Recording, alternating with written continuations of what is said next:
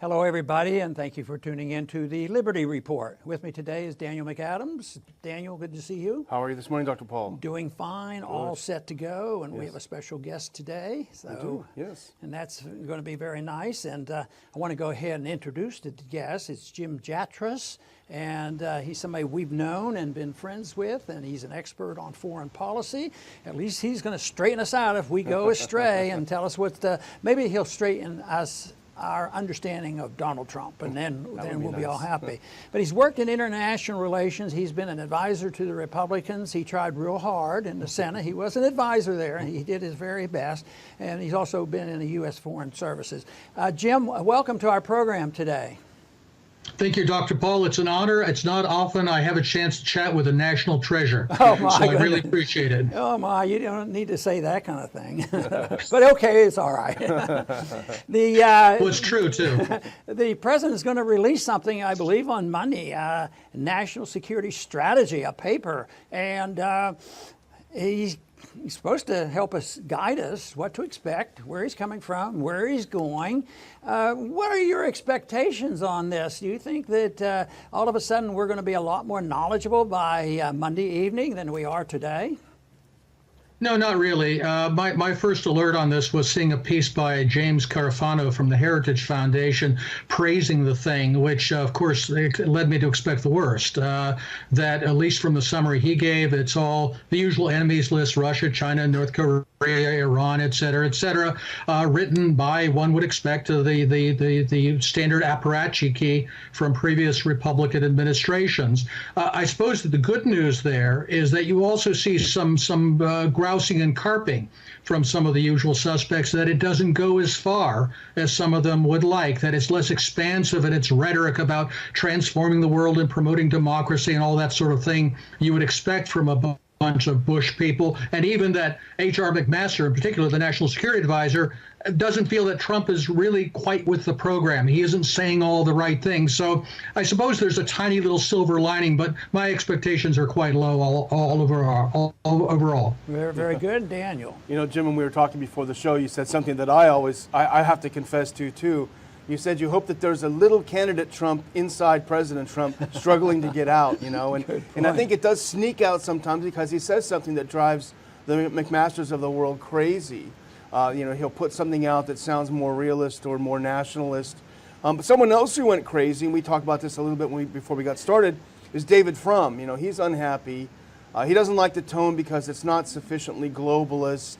It doesn't have the this crusading view that George W. Bush had, that we're going to make the world safe. It doesn't have the going it together view that Obama had, the multilateralism. So in a sense, when you irritate Frum, it does kind of make you feel a little happy, but I don't know, maybe there's not much there. Well, Daniel, we're grasping at straws, aren't we? You know, I was a very strong Trump supporter during the campaign. I endorsed him on March 6, 2016, largely because I was afraid that if Hillary Clinton got elected, we'd be looking at World War III at some very proximate point in time, with Russia, certainly, maybe also with China. The upsetting thing is that when you hear Trump talk off script, he still seems to sound the notes he did during the campaign. We need to get along with the Russians. Those deadbeats in NATO, if they're not going to pay up, let's get out of there. We're not going to guarantee their security. That very Frum piece, he talked about how McMaster had put in an explicit reference to Article 5 in the North Atlantic Treaty, and Trump, at the last minute, omitted it from his delivered remarks. That kind of thing drives them nuts. On the other hand, you ask yourself, why are the appointees in his administration so uniformly bad? Why did he turn almost exclusively to people that agreed with nothing that he said during the campaign? And I don't have the answer to that. Maybe he figures you appoint the smartest and the best people, like you're appointing a hotel manager or something, somebody who's very successful, but you'd think you would take into account the person's documented views and whether they accord with the president's. You know, Jim, we just had an election on Tuesday, and it was rather exasperating for anybody who wants to see a decent discourse about what's going on. But one thing it pointed out to me was there's strong partisanism, this fighting and fuming and lying and demagoguing and dealing with that, and that becomes the whole issue. But when you think about it, if it had come to this issue we're talking about in foreign policy, they didn't debate that because there might not be that all much difference, on what they do.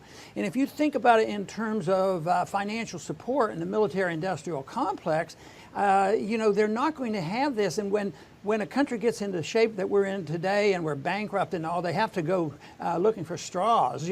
What can we fight about? But do you ever feel a little bit frustrated with the fact that we always hope the Republicans will do better? We always hope they will have better foreign policy. But unfortunately, the Congress, even if you hear a difference in sentiment, it seems like it's so bipartisan and so much controlled by the military-industrial complex. And the Congress, how many votes do we get for asking for a change, in our foreign policy? Well, exactly right. I mean, look at the vote on the accession of Montenegro to NATO. We had 2 no votes. One was a certain Senator Paul from Kentucky, and the other one was, I believe, Bernie Sanders. Look at that sanctions bill they imposed on President Trump to put more sanctions on Russia, North Korea, and Iran, and made it essentially an encroachment on his powers to conduct foreign affairs. With regard to Alabama, I do note that Judge Moore, one of the things that he was excoriated for was that he said that he kind of liked President Putin. And in fact, you see some of the usual suspects accusing him of being, just like Donald Trump, a Russian puppet. So maybe he's not such a bad guy. Right. Jim, you touched on something that we've hit on the show quite a few times, and it's something that I pay a lot of attention to because it's frustrating. Where does Trump look to his foreign policy experts? And I had a little fantasy early on when he won that someone like Jim Jatras, who's had a full career in foreign policy and foreign affairs, could be considered an expert by so many people. Someone like Jim Jatras would get the tip, but it seems to be the same old people. There's a perception in the foreign policy community that if you're not for more of it, then you're not an expert, and it's very, very frustrating. And I see now we have sort of we mentioned Carafano's piece, and this was in the national interest. This is the flagship of the realists. And the realists and the neocons in some ways seem to be sort of intermeshing and melding to see who's more muscular in their foreign policy.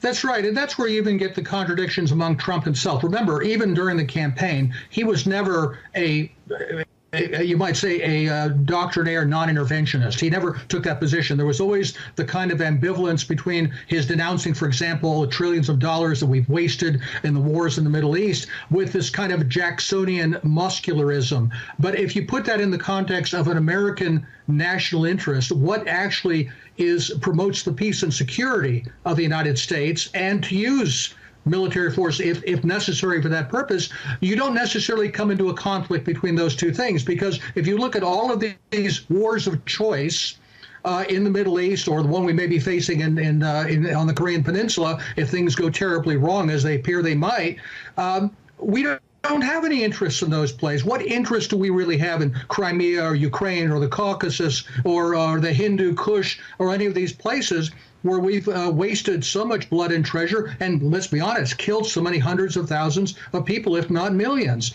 Those are not American vital national interests. So even a Jacksonian, muscular Jacksonian, should not want to waste resources and American political commitment in these places.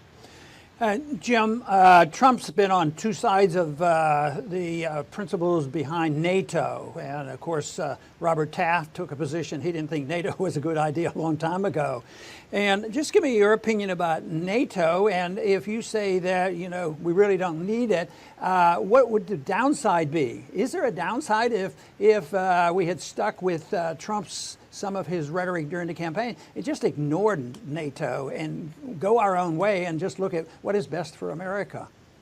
Yeah, I think we can come up with a compromise. I think we should admit Georgia and Ukraine to NATO, and we should pull out. That would be perfect. That would be perfect for everybody. Let the Europeans handle their own security. Of course, I think it was actually rather clever of him, assuming it was just being clever rather than simply the sum of his position, to say, if you deadbeats don't pay up, we're not going to defend you. Article 5 is a dead letter, because we know they're not going to pay up. They're not going to meet their 2%. Why is it that we are in NATO, or for that matter, have an alliance with Japan and South Korea, where they spend less on their defense than we do, when supposedly they're the ones who feel threatened? They don't contribute to our security at all. What does Estonia send its crack 3-man mess kit repair crew to Afghanistan? How does that enhance American security? The fact is, these are all security consumers, assuming they face any threat at all, which certainly in Europe they don't. In the Korean Peninsula and Japan, I think it's a somewhat different situation, but it's not our problem as far as I can see. That is a great point that we've made as well too. If they feel so threatened, why wouldn't they spend more on defense? You know, if you were in a exactly. bad... Look. Well, look, I mean, one of the few countries in NATO that does spend more than the 2% is Greece. Is it because they're scared of the Russians? No, it's because they're scared of their NATO ally, Turkey. That's true.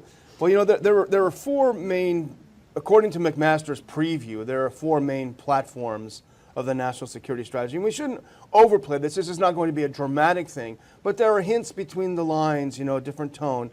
But these are the four pillars. Maybe you can, comment on the defending the homeland, protecting American prosperity, sustaining peace through strength, and advancing American influence. It sounds boilerplate, but I think between the lines there's something a little different there. Well, I think you're right, and I'm glad they put the homeland first. I don't know how this would relate to previous documents of this sort, but you sort of wonder, do they really mean it? If you look at, if you will, the concentric circles of American foreign and security policy, they don't really seem to make any sense in terms of defending the homeland. You know, you wonder why we have a Department of Homeland Security and to defend our border. Shouldn't it be the Department of Defense's job to defend the homeland? Isn't that should be the first priority? Why is our entire force structure built around extending power to the far corners of the globe and having anything and everything to do but defending our own territory and our own borders? So that should be our first priority. I don't know that anything that's being proposed really relates to that fundamental first objective. Jim, there was a report today that the administration is considering blockading North Korea, which is a big event if that happens. What are the odds of that happening? Do you think that this will be mentioned, such a thing as a blockade in the strategy report, which I rather doubt? But what do you think is going on there? Because we've had hints that maybe Tillerson wanted to have a different approach. Do you think the strategy report will help iron some of these contradictions out? I very much doubt it, Dr. Paul. Look, if again, this relates back to the question of defending our homeland. With regard to North Korea, I would think our only one real interest is to make sure that they don't ultimately test a weapon that actually could deliver a missile that could deliver a nuclear weapon to the United States. If that should be head and shoulders our first concern, which would be excellent reason to take up the Chinese and the Russians on their double freeze proposal. What do we gain in terms of more military exercises or blockades or threats against North Korea that compares to the possibility at some point North Korea would be able to strike American territory? What do we lose in accepting such a freeze proposal? Yet they won't even discuss the possibility of doing that. All they can do is talk about making more threats and decapitation drills, with the idea that if we look threatening enough, I guess they think the Chinese will go in and solve the problem for us. Right. Going back to McMaster's presentation earlier this week, I believe it was, this is something that is so fascinating to me. The whole idea of Russiagate seems to me at least to be unraveling as we hear more about the FBI, what was really going on behind the scenes, insurance policy against President Trump, et cetera, et cetera.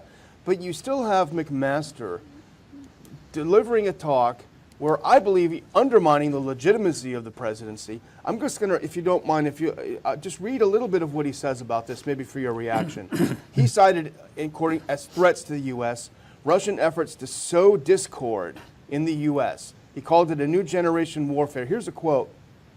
He talks about sophisticated campaigns of subversion, disinformation, and propaganda, using cyber tools, operating across multiple domains that attempt to divide communities within our nation and pit them against each other and try to create crises of confidence. What does that mean, Jim?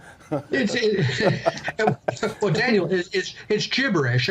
First off, sowing discord. Yeah, if it weren't for those Ruskies, we'd all be holding hands and singing Kumbaya here in this country. What a ridiculous thought. As far as disinformation, look, back when I was a Foreign Service officer, I served on the Soviet desk, the Office of Soviet Union Affairs, including what was then called Soviet Active Measures, disinformation. And the heart of that was unattributed sources with false information that then could be peddled in the general news community. It was the original fake news.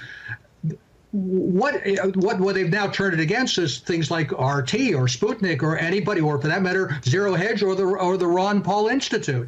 Anybody who disagrees with the official line is now going to be posted up on Hamilton 68 as a purveyor of disinformation, although nobody can show what anybody is saying there that is actually false. It's a complete, not only a perversion, but an inversion of the truth I think, who are the peddlers of real disinformation, which are a lot of people in the government and in the mainstream media. Jim, we're going to. Did you have a follow-up, No, Daniel? no, okay. No, we're going to have to wind this down right now, Jim. But I do have one question that I'd like to close with, and that is your opinion about empire. Do you ever use the term empire? Should that be applied to what we're doing? And if so, or even if you don't call an empire, how do we unwind this? This seems to be such a struggle. I think we all try to do that, but I just wondered about what your terms you use and whether using empire is an unfair term.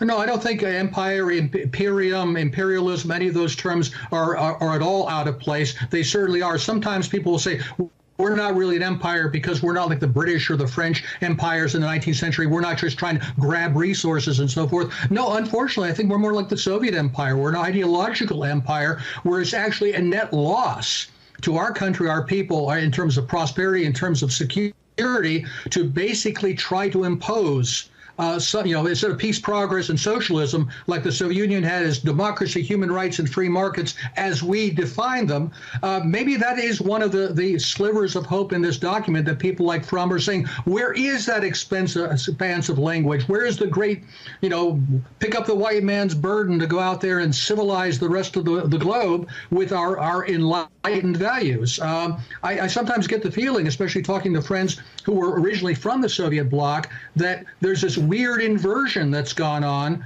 where Russia in particular, but also I would say China, are more like conventional normal powers simply seeking to promote their national interest. But we're the ones that have become this bizarre kind of neo-Soviet ideological power with this great mission to foist upon the rest of mankind. If they've toned that down in this document, that is something to be thankful for. Very good assessment, Jim, and I want to thank you once again for being with us today, and appreciate that very much. And I would appreciate it, Dr. Paul. Good, and I'd like to thank our audience for joining us today, and please return to the Liberty Report soon.